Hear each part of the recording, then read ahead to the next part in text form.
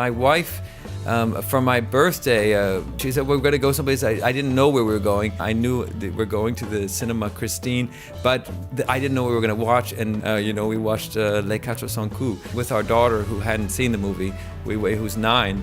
That's what came on the screen. Hold on to your berets, Hollywood fans, because we've got the juiciest Tinseltown tale to hit the headlines. Wes Anderson, the quirky genius behind Asteroid City and the Grand Budapest Hotel, has been chasing one star for years, and it's none other than Jodie Foster. In a bombshell interview with Collider, the 56-year-old director spilled the tea, admitting he's been obsessed with casting the 2-time Oscar winner in not 1, not 2, but every single one of his films. Why hasn't this dream team-up happened yet? Is it bad timing, clashing vibes, or something juicier? Buckle up as we dive into the wild world of Anderson's unrequited cinematic crush and uncover what's keeping these two icons apart.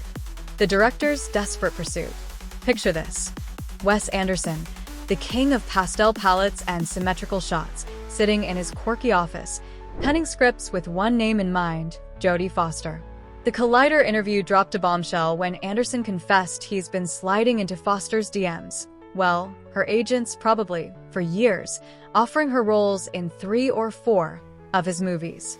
"I tried to get Jodie Foster to be in every movie," he gushed, practically blushing through the phone. The 62-year-old silence of the Lamb's legend, with her razor-sharp talent and cool-as-ice charisma, is Anderson's ultimate muse. He even met her, liked her, and thought he had her in the bag. But, plot twist, she said no every time. What's got Jodie dodging Wes's whimsical world? We're dying to know. A mystery wrapped in a retro suitcase. So, which Wes Anderson flicks did Jodie turn down? That's the million-dollar question, and Wes is keeping his lips tighter than a vintage typewriter. "I don't like to say," he dodged, worried naming projects would throw shade on the stars who did sign on. Was it Moonrise Kingdom? The French Dispatch? Maybe even the Phoenician Scheme, his latest star-studded caper with Benicio del Toro and Michael Cera? Anderson's too classy to spill, but we can't help but imagine Jodie as a whip-smart matriarch in his twee universe, stealing scenes in a mustard yellow coat. Sources say Foster's picky about roles, and Anderson's quirky style might not vibe with her gritty, intense energy. But come on, Jodie, give us one pastel-soaked cameo. Close encounters at the Oscars. Here's where it gets juicy. Wes and Jodie have been circling each other like Hollywood comets. At the 2024 Academy Awards, they were both in the spotlight. Foster snagged a nomination for her knockout role in Nyad, while Anderson finally nabbed his first Oscar for The Wonderful Story of Henry Sugar. Picture them at the Dolby Theater, maybe locking eyes across the red carpet, Anderson clutching his statuette and wondering, why won't she say yes? Insiders whisper they've crossed paths at glitzy events, with Wes pitching roles and Jodie politely sidestepping. "She's just great," he told Collider, his voice dripping with admiration. But is there more to this story? Could a secret feud or a creative clash be keeping them apart? Our gossip radar's buzzing. Jodie's world. Too cool for Wes's school? While Anderson's been chasing her, Jodie Foster's been busy ruling the screen. She's starring in By Privy, a French-language thriller that just wowed crowds at the 2025 Cannes Film Festival. Playing a therapist who smells foul play and a patient's suicide, Foster's proving she's still got that Clarice Starling edge. Plus, she's lighting up Max in True Detective's 4th season, serving icy Alaskan vibes. Maybe Jodie's just too booked for Wes's quirky ensembles, or maybe his meticulously curated aesthetic doesn't fit her raw, real-deal style. Anderson himself hinted at it. Sometimes somebody has an idea of the kind of work they want to do at that time in their life, and we weren't right. It stars Owen Wilson, Adrian Brody, and Jason Schwartzman as estranged brothers who reunite for a spiritual journey through India. Ouch. Wes. Rejection stings. The Phoenician Scheme. Another missed shot? Anderson's not giving up, and his latest project, The Phoenician Scheme, sounds like another Jodie-sized missed opportunity. Starring Benicio del Toro as a shady industrialist, Mia Threppleton as his daughter, and Michael Cera as a quirky tutor, it's got that classic Anderson flair, an all-star cast, a twisty plot, and probably a killer retro soundtrack. We can't help but wonder if Wes slipped Jodie's name onto the casting list one last time, only to get the polite no thanks again. I still would like to get Jodie Foster, he admitted to Collider, his hope as bright as a neon marquee. Will this be the project that finally lures her in, or is Jodie destined to stay out of Wes's whimsical orbit forever? What's stopping this Hollywood match? So, what's the deal?